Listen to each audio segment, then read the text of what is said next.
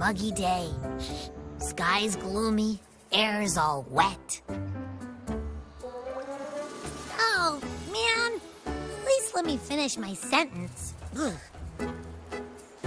Ugh. Cold, cold, cold. Oh.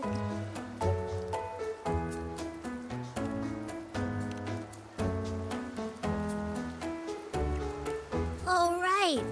I'm famished. We barely had a bite sprinting all the way here from Ragusa. Whoa! Pinch me! This is a feast and a half!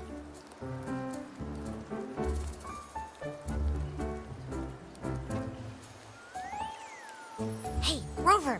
So, we did bring enough money, right? I mean, we kind of rushed out without grabbing anything. Oh, that?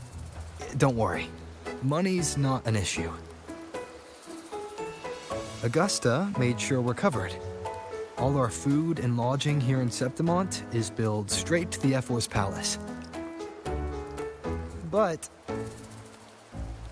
I think the owner might have overdone it a little. Ha! Better get used to it. You're the champ of the Great Aegon. And you know me. If food's on offer, I'll be a scoffer. Yeah, no leftovers, guaranteed.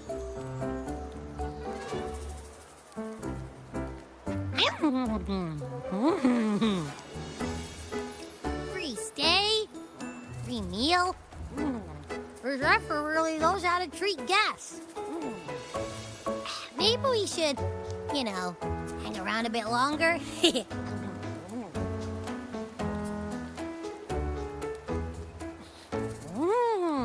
This smells amazing!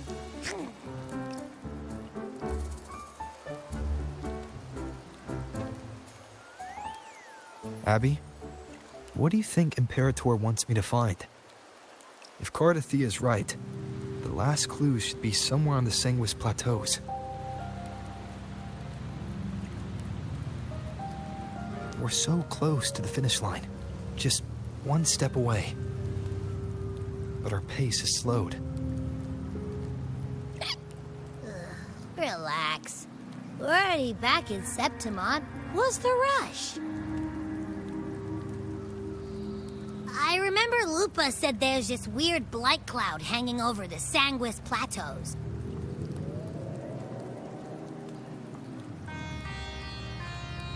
And when the high tide, or whatever, rolls around, all the gladiators go there to hunt tacit discords. Wait, is the high tide coming up soon? The Aphra's invite did say something about a big hunt. Huh, that reminds me. Aren't we supposed to meet her today?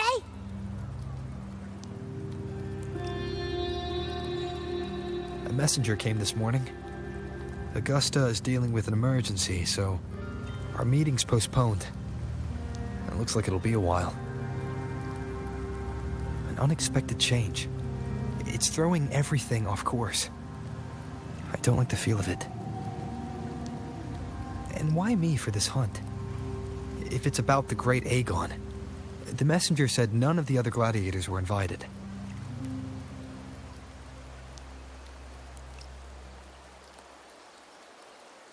Who knows? Maybe she just wants to test her strength against you. Typical Septimontian, right? You think so? I've only met her a few times, but I doubt she acts on such simple impulses. And as the F4, is she really in a position to do whatever she wants? Guessed from afar, you possess eyes as clear as crystal.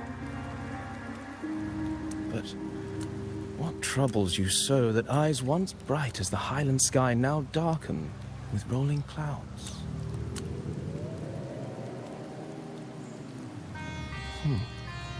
A warrior who walks the blade's edge does not falter over trifles.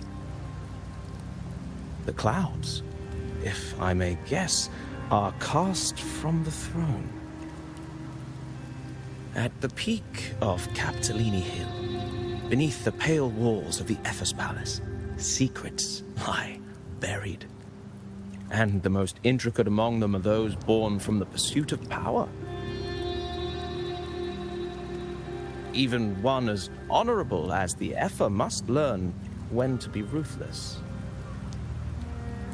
In Septimont, a city forged in iron and blood, anyone who seeks the throne without knowing the cost is no better than a lamb marching to the butcher's knife.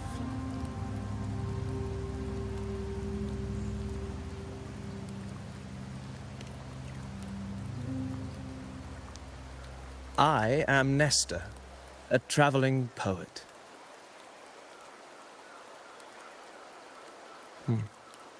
The rains in Septimont never seem eager to leave this season.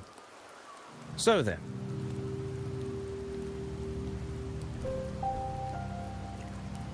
if you are curious about the Epher, then allow me to say that nothing would honor me more than to offer even a modest service to the champion of the great Aegon. Wait, how do you know he's the champion? And all that stuff about the F4, too? Huh? Your eyes. Were we talking too loud? To see and to hear are but two of the many ways to perceive. Trusting the senses is a habit, a natural expedience, but not the only option. Truth be told, I've been gathering inspiration for my next epic, and its protagonist is none other than Augusta, the Epher of Septimont. That's why I speak of her with some familiarity. I have a feeling your tale with her will soon be written. And knowing more about those who walk alongside you is rarely without its benefits.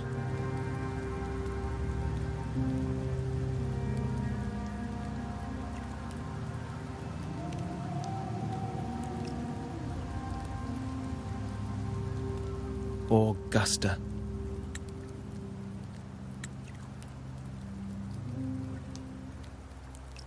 A girl of humble birth, a resonator of modest talent, a commoner without noble patronage. And yet, from the den of wolves that is Septimont City, she rose and eventually claimed her place. Just like the burning sun was once a cloud of dust.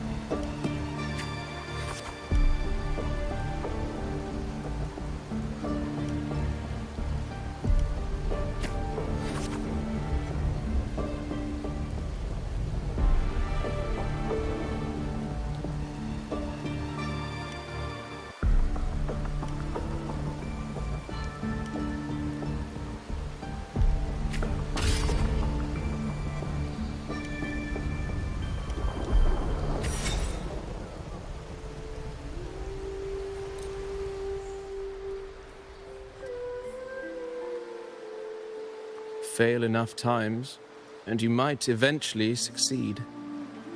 Should we call it resilience? Or mere stubbornness? Or perhaps, for a girl who has lost everything, there was never a second option. She had no one to trust but herself, and naught but a blade to hold. And yet, as the first stanza of an epic, this is nothing extraordinary.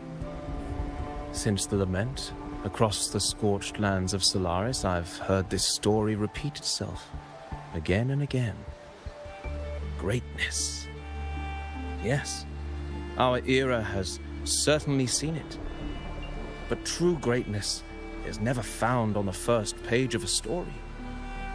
Courage, glory, and honor. Such immortal virtues have been etched in tablet and stone. They are never forged overnight. Light as a thread, elusive as the wind, they weave themselves into every twist of fate, tangling with every insignificant choice we make.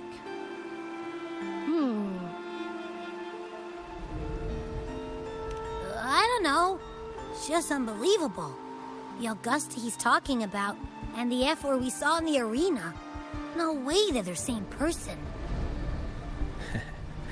A girl far from home, arriving in the city upon Capitolini Hill in pursuit of strength. No title, no status, no wealth. I doubt anyone at the time could have imagined her rising to where she is now. Do you mean Kato?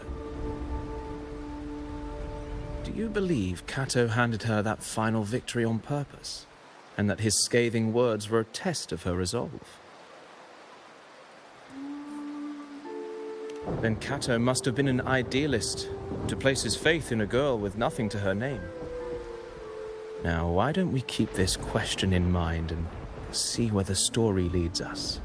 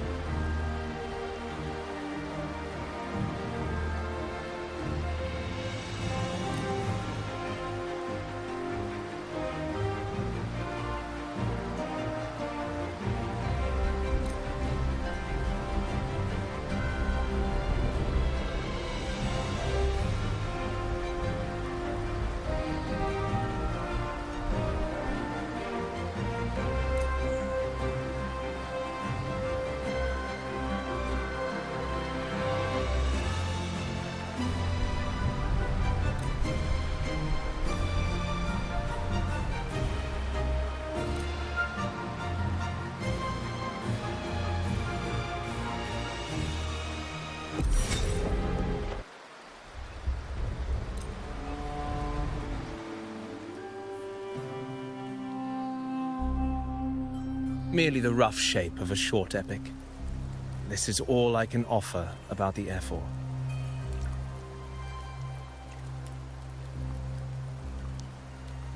Now, as a listener, what do you make of my narration?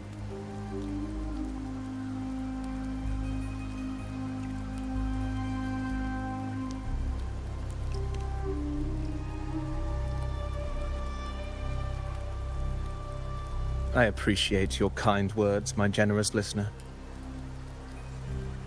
I am only a humble wordsmith, spinning verses and rhymes. The essence of poetry is granted by those who dare defy their fate. But there is one thing I must confess. Through my words, your knowledge of the F4 is partial, at best. Poetry can only offer a glimpse of the true story, the reality of people, events, and things slips beyond the grasp of words. I do not belong in the pages of the epic, so I remain confined to the observer's gaze. I can imagine events and emotions unfold, but I cannot truly recreate them. Here's some advice for you, though I hesitate to call it such. If you want the truth of a story, step into it. Become part of it. The opportunity stands before you now. As I've said, the tale between you and Augusta, the hero of Septimont, is only now turning its next page.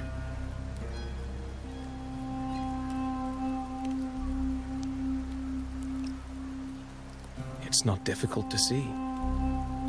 Fate flows like the stars, tracing their course.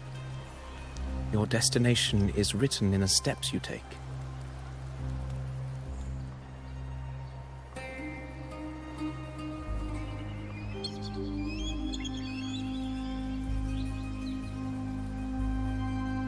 The rain is passing.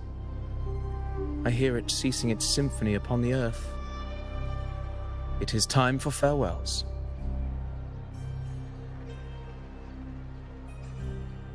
Before I leave, may I ask you one last question? What is it that has lifted Augusta to the seat of power? What is it that makes a ruler?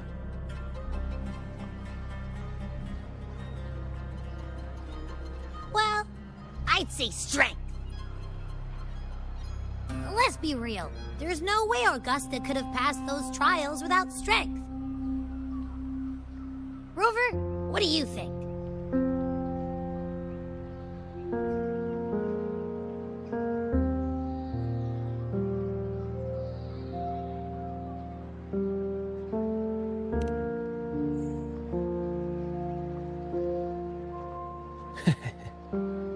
You needn't rush to answer now. Keep it in mind as you continue your journey. When the final chapter is written, the answer will reveal itself.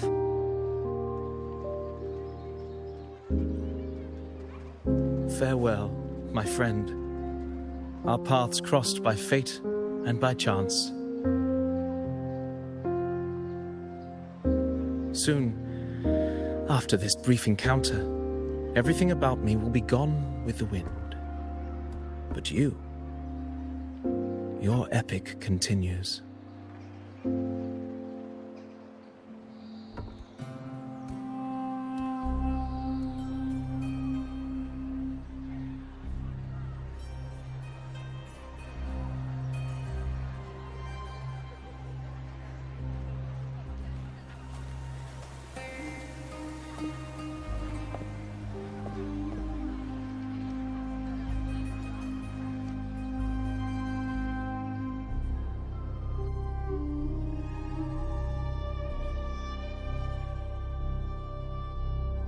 Your Excellency, you have indulged her too much. As the priestess, you know is far too unruly in both action and word. It's a disgrace to her title. Indeed. She entered the palace unannounced, uninvited, and with no decorum. A blatant affront to the authority of the palace. Same as always. Senators, all she crossed was a doorway. One too insignificant to carry the weight of our authority, or defend anyone's fragile pride. Let us not forget, it is not the walls of Capitolini Hill that command fear. It is my will, my sword, and our relentless conquest. I know your fear. You fear a priestess's voice drowning yours, and a rebel challenging the Senate's rules. But listen well. Power does not bow to sycophants, cowering behind their traditions. If you seek power, then step from the shadows. Face me, and prove yourself worthy.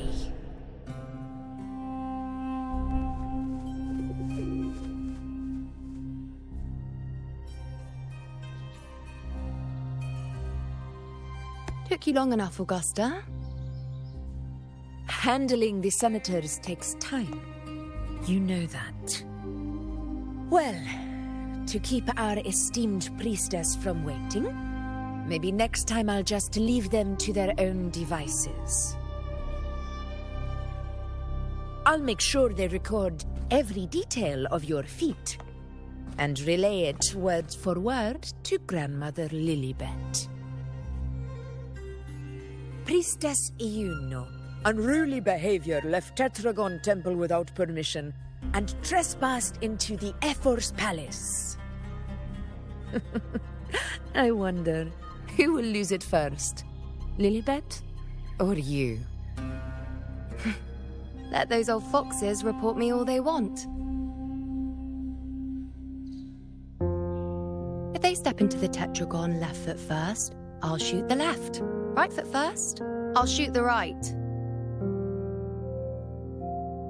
Hey, I'm with you on that one. The Senate should be reminded now and then that the Tetragon's kindness is not a reason to take Priestess Yuno lightly.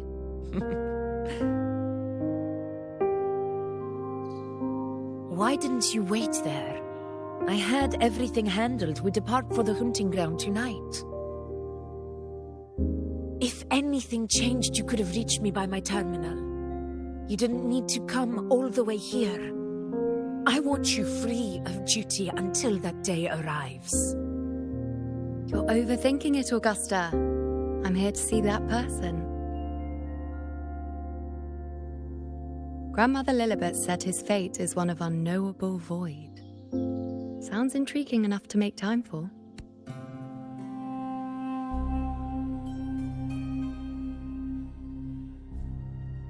So that's it? Too bad.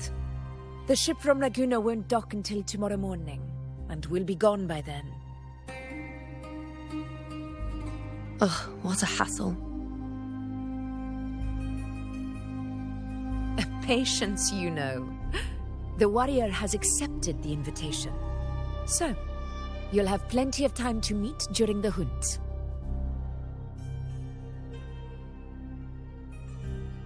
Is there something else you want to say? I read Grandma Lilibet's Book of Prophecies. The hunt and our plan, neither end well. Are you sure we should go through with this? Risk does not trouble me. Peril simply requires greater strength. But really, when did you start caring about the temple's traditions?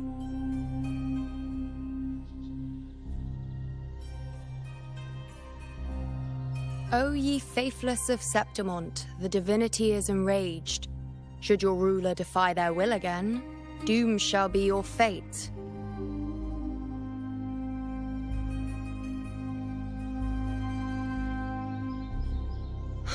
Lately, I've been hearing murmurs from the nobles again about the ancient prophecy from Raguna. I will admit, those words once carried weight.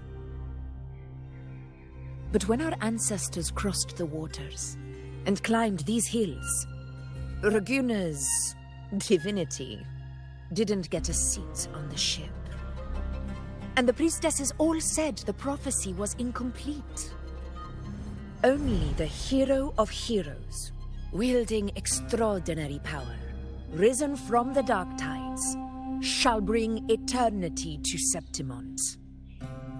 Then shall the waters quiet, the tempest still, and glory return with the blood of the old king. Do not forget, this is the other half of the prophecy. Fabius, Attilius, Valeria, one after another, these heroes have saved Septimont from the brink of ruin. As long as a hero stands, no disaster can break this eternal city. What if this time is different? What if ruin is our fate? Then I will sever that fate with my blade.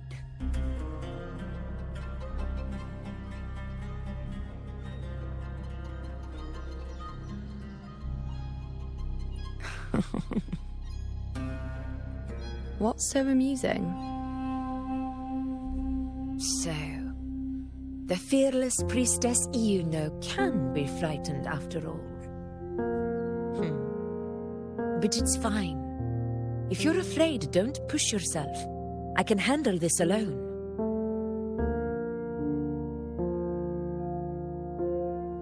Most revered priestess, wait for me in the temple. I shall return victorious. Frightened. Me? If anything, it's you, trying to shut me out and face it alone. Fine. Go ahead. You'll come back to me sooner or later. That I can't deny. I knew it. So you do need me for this hunt. Thank you. You know.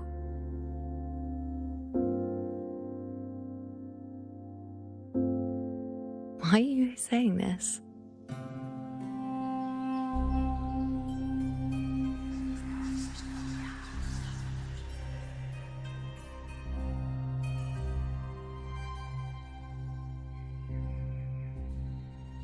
The storm is coming. Come, you know my friend. The best way to greet a storm is to walk straight into it.